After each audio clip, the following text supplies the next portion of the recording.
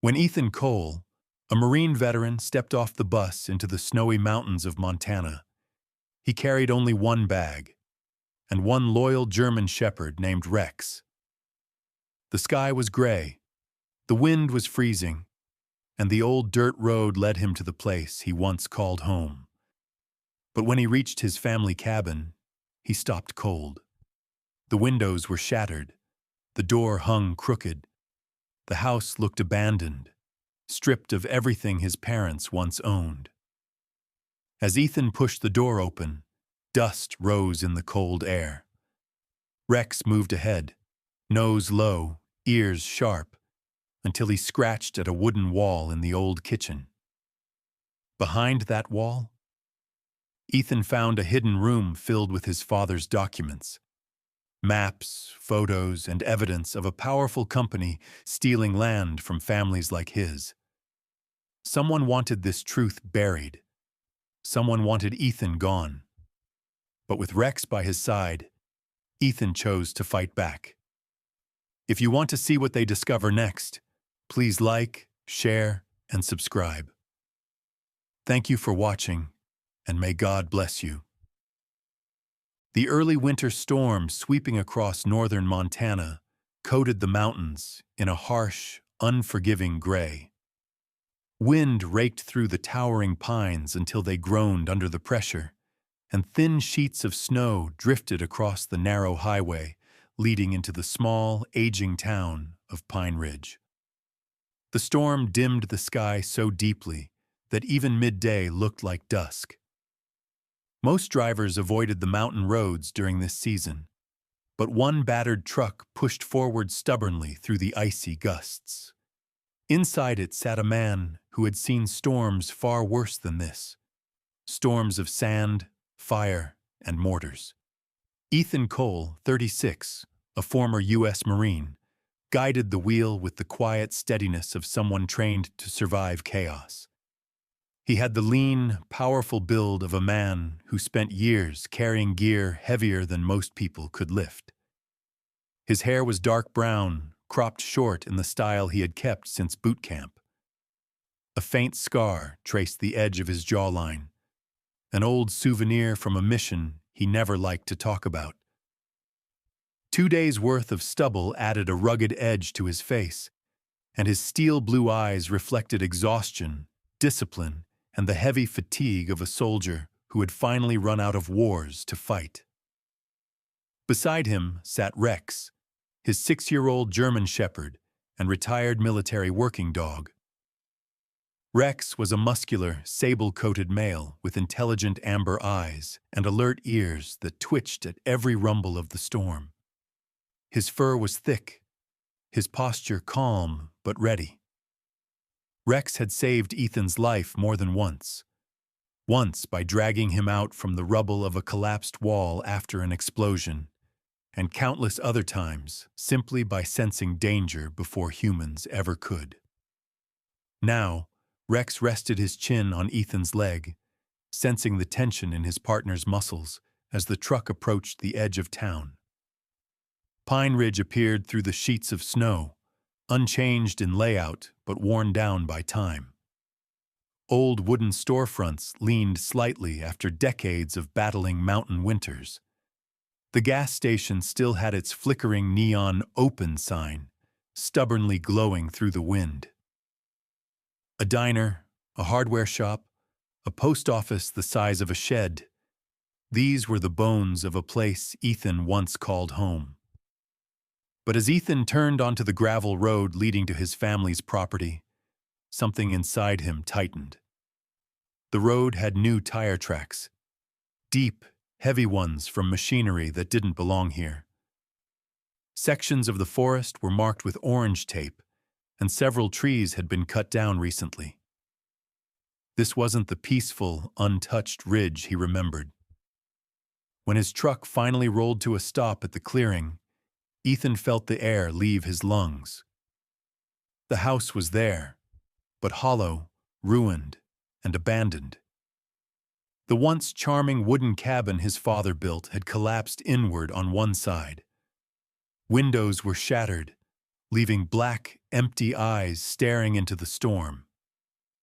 The porch, his mother's favorite place to drink her morning coffee, sagged as if bowing under decades of grief. Snow had drifted, inside through broken walls, and nailed to the front post was a metal sign in red and white. Property of Summit Ridge Resources. Trespassing prohibited. Ethan stepped out into the stinging cold.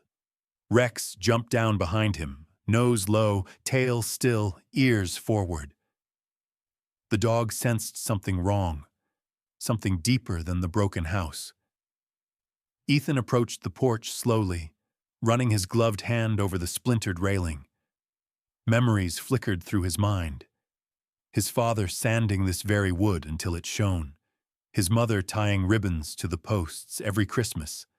Laughter spilling out of the front door during summers. Now, silence.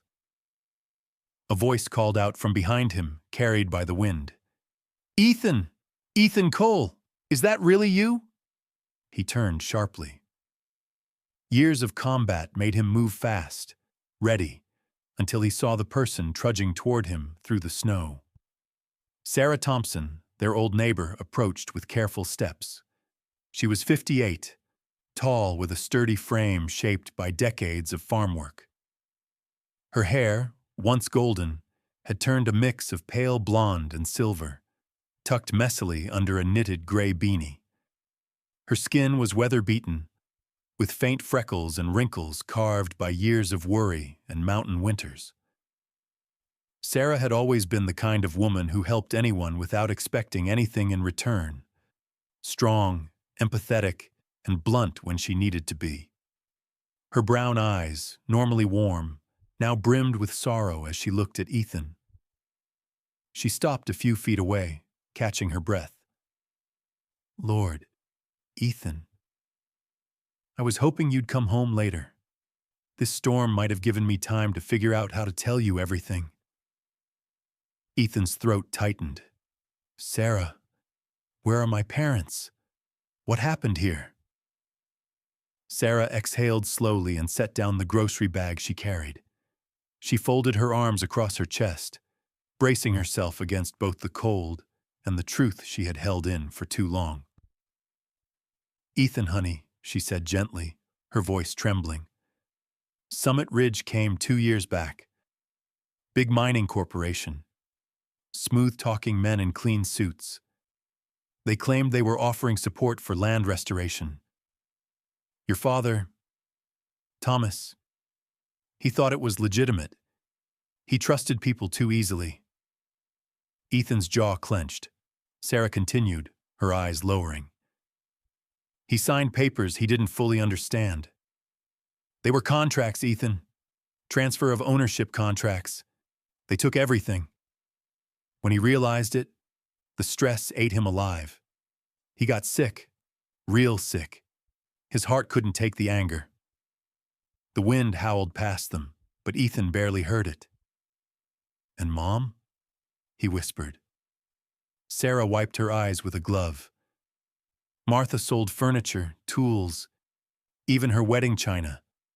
She hid it from you because she knew you were overseas and didn't want you breaking down over there. She worked day and night, but the stress, the cold, it was too much. She passed only months after Thomas." Ethan felt the world tilt beneath him. His breath came out in white clouds, shaky and uneven. Rex pressed against his leg, offering the silent comfort only a loyal dog could. Sarah stepped forward and placed a trembling hand on Ethan's arm. "I'm so sorry, son. None of us could stop it. They took your land. They took your parents' peace. And they walked away without looking back." Ethan stood in the freezing storm, the shredded remnants of his family home before him, and the truth finally settling into his bones. He clenched his fists. He looked at the broken house. He looked at Rex, who stared back with steady, loyal eyes. And Ethan Cole made a silent vow in the snow. He would find out exactly what Summit Ridge did, and he would make them answer for it. The storm eased by the next morning, leaving the Cole property buried under a crust of icy snow. Ethan stood at the edge of the porch, staring at the ruined structure with a mixture of grief, anger, and determination.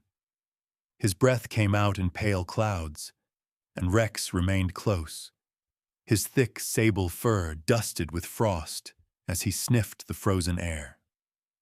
The dog's ears twitched as if urging Ethan forward, reminding him that answers waited inside the splintered house. Ethan stepped into the doorway, pushing aside what remained of the rotted frame. The interior smelled of damp wood, mold, and abandonment. He scanned the familiar but broken room. Collapsed beams, scattered debris, shattered picture frames buried under snow.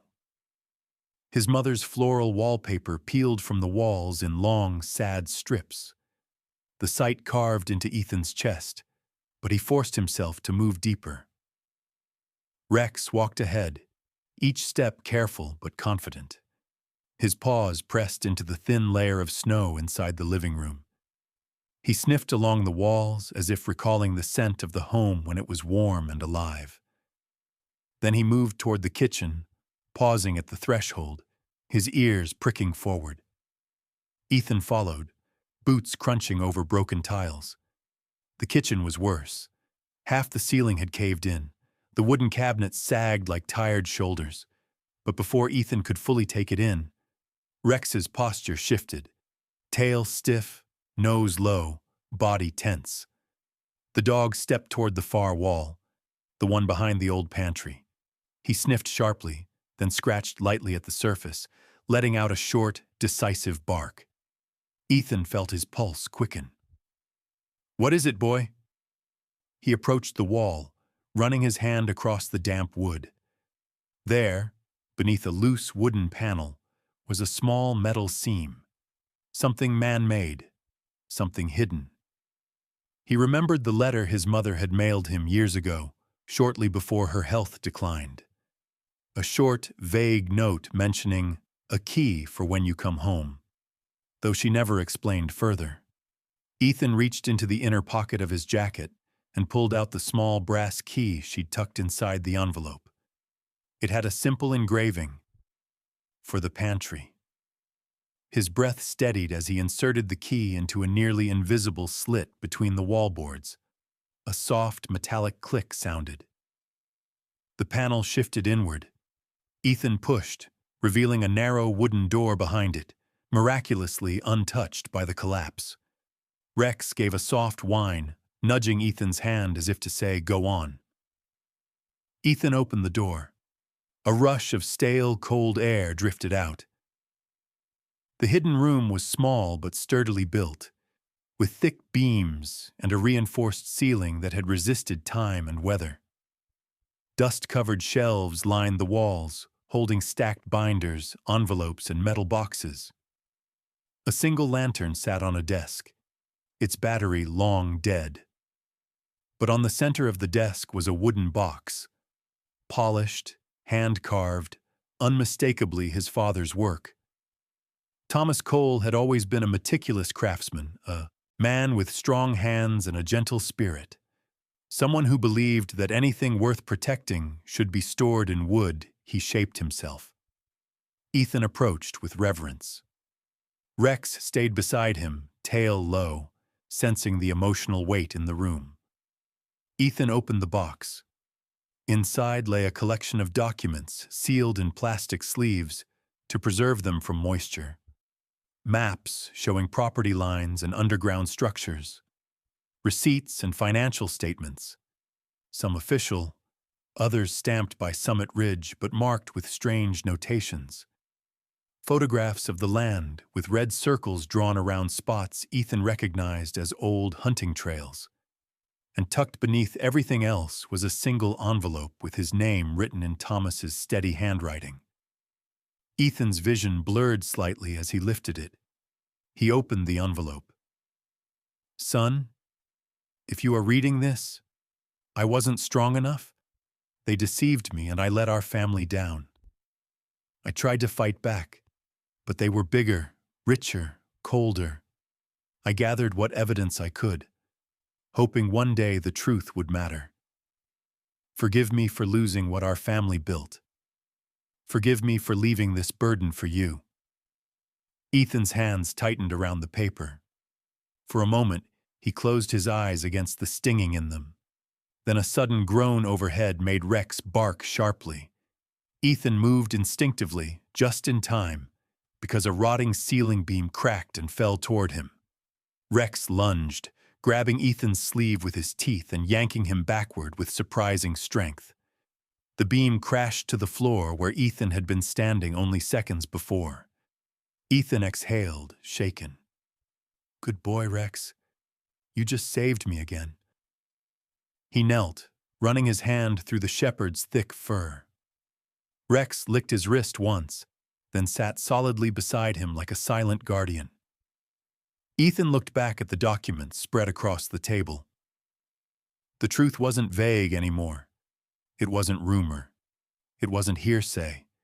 It was written, photographed, recorded, and hidden by his father before illness could take him. Summit Ridge hadn't just taken their land. They had stolen his parents' peace, their health, their final years. Ethan stared at the evidence, at his father's handwriting, at the world crumbling around him. And for the second time since returning home, he made a vow. He would uncover every piece of this. He would expose what was done here. And he would make Summit Ridge pay for what they did to his family. Word of Ethan's return spread quickly through Pine Ridge, carried on the wind like rumor carried through a small town that had seen too many outsiders with too much power.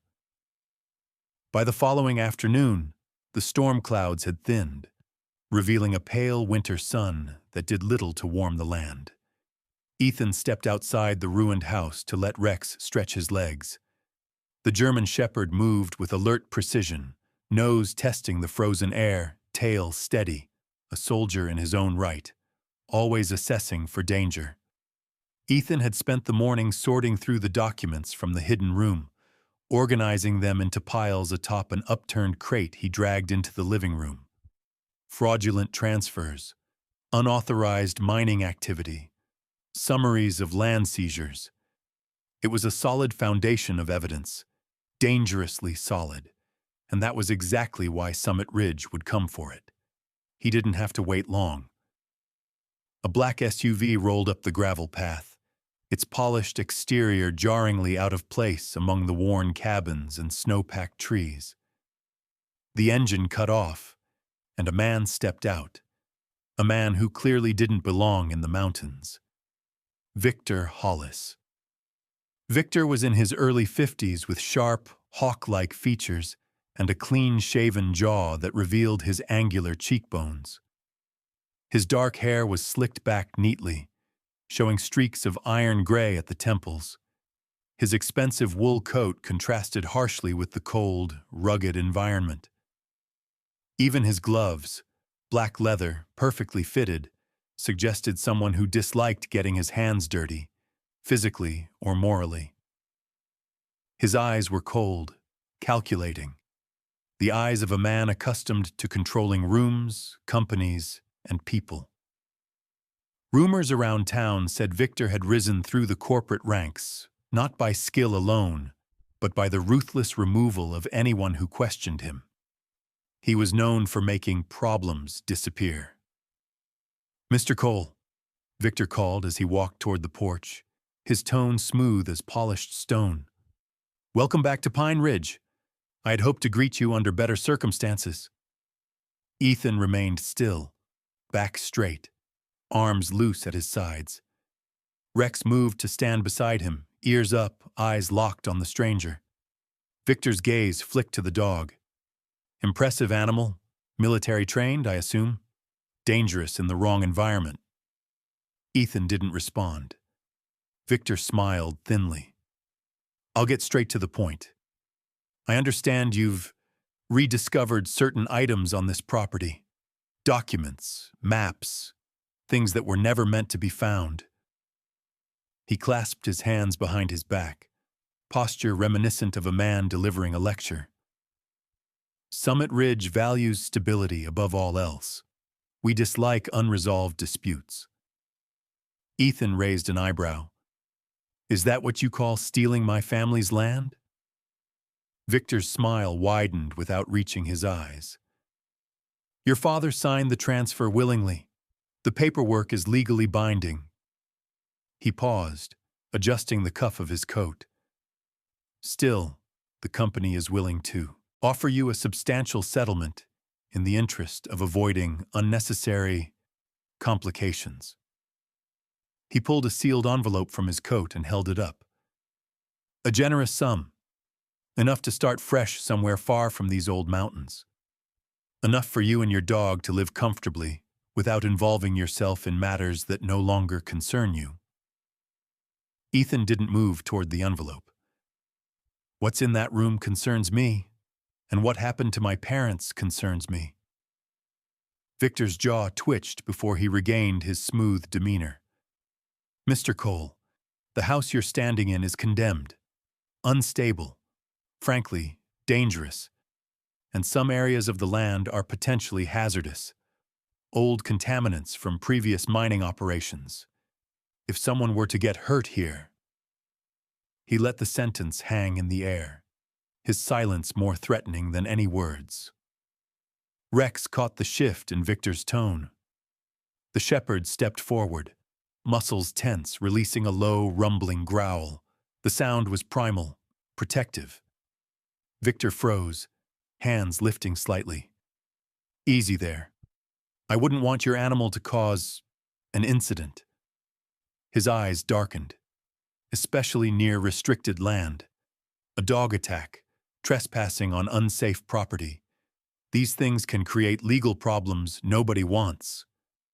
Ethan stepped closer to Rex, placing a steadying hand on the dog's shoulders. Rex won't attack unless he has a reason. You should make sure you don't give him one. Victor sniffed softly, amused but irritated. I admire your loyalty, Mr. Cole. Truly. But sentiment is dangerous when you're up against a company with resources like ours. Rex growled again as Victor moved a step too close. The shepherd's body blocked Ethan entirely now, teeth bared just enough to show this was no ordinary pet. Victor finally stepped back, lips curling in a thin, cold line. Consider this your formal notice. You have 48 hours to decide what you want, Mr. Cole. After that, well, he shrugged lightly. I can't guarantee what happens. Accidents happen in these mountains. He returned to his SUV, his coat flapping sharply in the wind, and drove away without another word. Ethan watched the vehicle disappear down the snowy road, his fists tightening. This wasn't just about land. This was about power, corrupt power that had cost his father his health, his mother her life, and now threatened to erase the truth entirely. Ethan looked down at Rex, who stared back with unwavering loyalty. We're in this now, Ethan whispered, and we're not backing down. Ethan knew Victor's threat was not empty, so the next morning he drove into Pine Ridge with Rex sitting alert in the passenger seat. The sky hung low and heavy, the pale winter sun fading behind thick clouds. He carried his father's documents in a sealed backpack, gripping the straps tightly, knowing he couldn't fight this battle alone. His first stop was the modest law office near the town square. The building was old brick, with a green wooden door and a sign that read, Harper Jones, Attorney at Law. Inside, the air was warm, faintly scented with old books and cedar oil. Harper Jones stood from her desk as Ethan entered. Harper was in her early 40s, a sharp-featured woman with shoulder-length dark auburn hair tied in a practical low ponytail. Her eyes were a striking hazel, calm but intense, as if she saw details most people missed. She had a lean, athletic build, the kind earned from early morning runs and long days dealing with small-town cases. Her reputation was that of a relentless advocate for locals who had been bullied by bigger forces. Her father had been a union worker who died due to unsafe conditions in a mining operation, shaping her lifelong distaste for corporate abuse. She glanced at Rex and offered a respectful nod before turning back to Ethan. "You must be Thomas Cole's son," she said. "Sarah called. She told me you might need help." Ethan placed the backpack on her desk. "My father gathered evidence against Summit Ridge, and now they're threatening me." Harper's expression darkened, but she gestured for him to continue. As Ethan spread out the documents, Harper's practiced eyes scanned them rapidly, her brow furrowing deeper with each page. "These aren't guesses," she murmured. "These are records, maps, internal transfers. No wonder they want this buried. We'll need someone who knows the land and its history." She picked up her phone and made a call. "Daniel, I need you over here. And bring your notes." 20 minutes later, the old door creaked open. Daniel Reed, a retired history teacher in his late 60s, stepped inside, stomping snow off his boots. Daniel was tall but slightly stooped, with a narrow face framed by a neatly kept gray beard. His blue eyes remained sharp despite age, revealing a mind still fiercely active. He wore a heavy flannel coat, patched at the elbows, and a wool scarf knitted by his late wife. He had spent decades documenting the region's forgotten stories: migration, mining, and corporate influence. But it was known he held particular mistrust toward Summit Ridge after witnessing how the company swallowed family lands over the years. "Ethan Cole," Daniel greeted with a gravelly voice. "You look just like Thomas did when he was your age." He stepped closer as Harper handed him the documents. His hands trembled slightly, not from weakness, but from outrage. "I knew they were hiding something," he whispered. "But this confirms everything." Harper nodded. "We need witnesses, people who've lost land, people who've been bullied by Summit Ridge." That afternoon, small groups of townspeople quietly assembled at Harper's office, families who had been tricked, pressured, or forced out. Most were older, weathered by life and hardship. They brought crumpled letters, old contracts, receipts, and stories etched in pain. And every piece tied back to the same pattern: Summit Ridge buying land under false pretenses, burying evidence of illegal mining, and silencing anyone who resisted. But exposing a powerful corporation came with consequences. That evening, as Ethan drove back toward the Cole property, he noticed a pair of headlights in his rearview mirror. The vehicle followed too closely, its lights glaring harshly through the darkness. Ethan turned onto a side road. The headlights turned with him. Rex stiffened in the passenger seat, ears perked, growl low. Ethan killed the headlights and pulled onto an unmarked forest path. The other car sped past, but he wasn't fooled. They were watching. The threat was real. Later that night, a frantic call shattered the tense quiet. Daniel's voice came through Harper's phone, trembling with anger. "My house. Someone broke in. Papers everywhere. They were searching for something." Harper's jaw tightened. "They're trying to destroy evidence." Ethan's blood ran cold. "If they're desperate, they'll come after me too." The next night, Ethan walked through the forest behind his family's property, needing space to think. The moon cast uneven light through the pine branches. Rex trotted ahead, sniffing the cold air.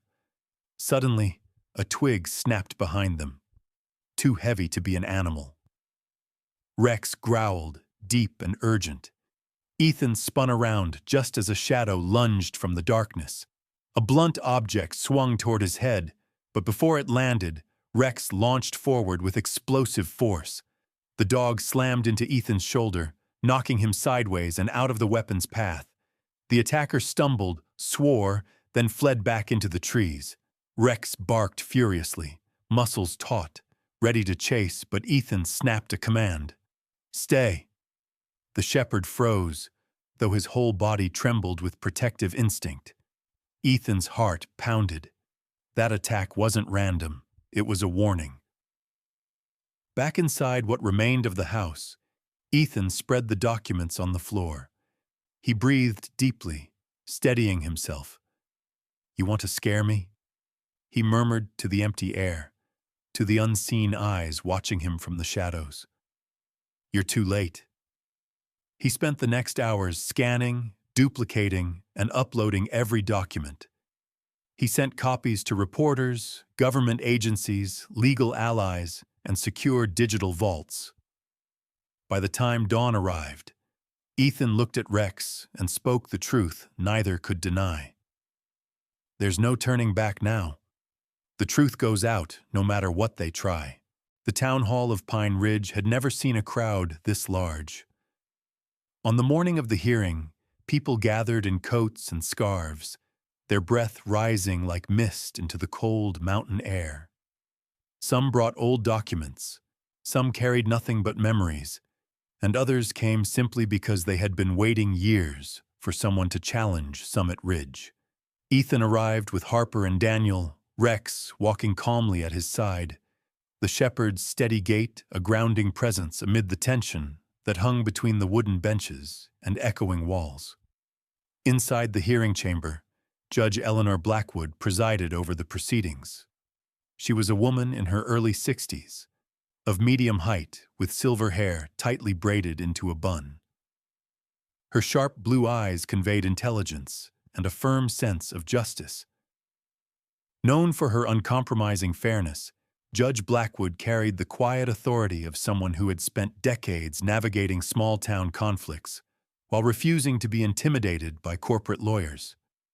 Across the room sat the Summit Ridge legal team, 3 sharply dressed attorneys, all in dark suits. Their lead counsel, Martin Keegan, was a clean-cut man in his late 40s with a pointed jawline, slick black hair, and an expression that hovered somewhere between condescension and irritation. He was known for his aggressive courtroom style, a man who treated legal battles like blood sport. He clicked his pen twice, glanced at his stack of files, and smirked in Ethan's direction. Harper Jones stepped forward to begin.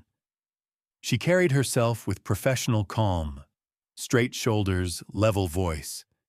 Yet beneath her composed exterior burned a relentless determination.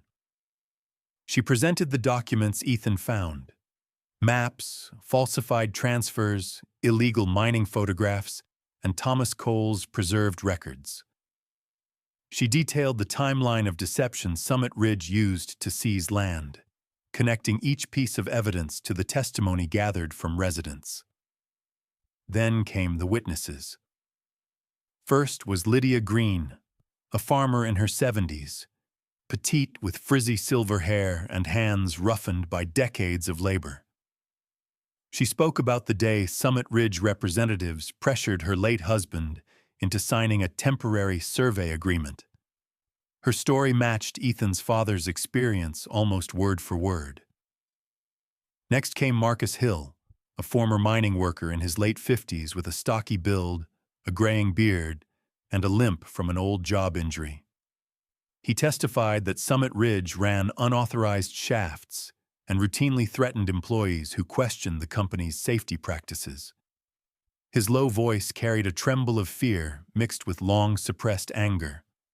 More witnesses followed: wives, widowers, farmhands, and retired workers. Their statements formed a powerful pattern: manipulation, coercion, cover-ups. Martin Keegan objected constantly, attempting to discredit each witness, but Judge Blackwood overruled him every time. She listened closely, occasionally taking notes, her stern expression unwavering. Finally, Daniel Reed presented his historical files. He brought a worn binder filled with newspaper clippings, old records, and property maps he'd gathered over the years. As he spoke, his hands trembled, not with fear, but with vindication. For decades, he said, his voice steady, Summit Ridge has used its influence to bury this town's truth. Not today.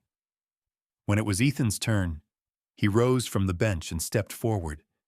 He looked composed, though inside he felt the weight of his parents, his home, and the hopes of families standing behind him. Rex walked beside him, settling at his feet like a loyal shadow. "I'm not here because I want revenge," Ethan stated calmly. "I'm here because my parents believed in honesty, because this land was our life, and because the people here deserve the truth." When Harper finished her presentation, the room fell silent. Judge Blackwood leaned forward, hands clasped. She examined the evidence one final time, her expression unreadable. The tension was almost unbearable. Then she spoke. "Based on the documents, testimony, and historical material presented," she said clearly, "this court finds substantial evidence of fraudulent activity by Summit Ridge Resources." A gasp moved through the crowd. "These documents are authentic," she continued. "They show consistent patterns of misconduct, unauthorized mining, and coercion. I am ordering state and federal authorities to open a full investigation into Summit Ridge's operations." She paused, letting the words settle. "Effective immediately, the Cole property is to be returned to its rightful heir, Mr. Ethan Cole." Keegan shot to his feet. "Your Honor—" "Silence, Mr. Keegan," Judge Blackwood snapped. "Further objections will be entered as disruptive."